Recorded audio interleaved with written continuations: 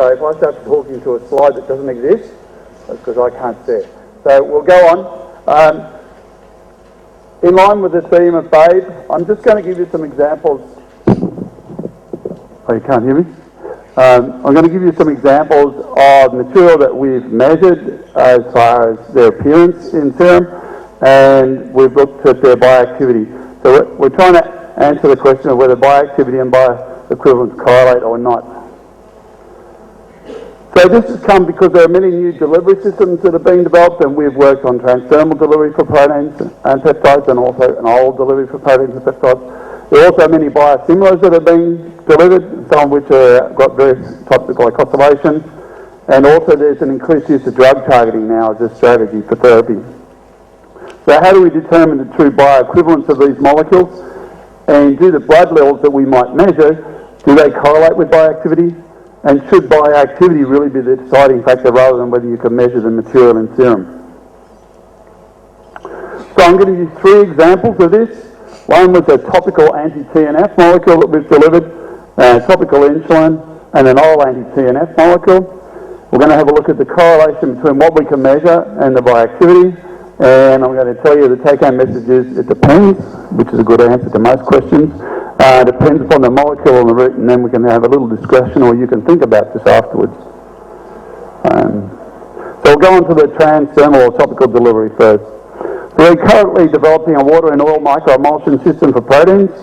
It can deliver oil and water-soluble molecules through the skin, so you apply it on the top of the skin. There's no device or anything that goes through.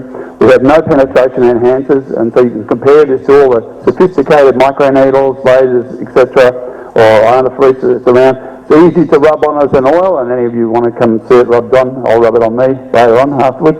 And I'll give you two examples. There's anti-TNF molecule, and we'll look at some work we did on topical weight loss with growth hormone releasing peptide, IGF-1 and insulin.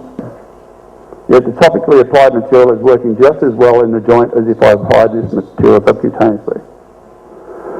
So, what are the things to note? There was little material of the topically applied material in the blood, so we would have said it was bioavailable, and the blood test would say no. And that would cause you concern. However, if we looked at the bioactivity was the same. So the measurement of blood levels may be misleading, as it doesn't look as though this technology works. But if you don't want the material to be active in the blood, which we really don't for something that's working in the joint, we want it to be active in the tissue, so we want it to get to the site. So it's still got the site where we want activity.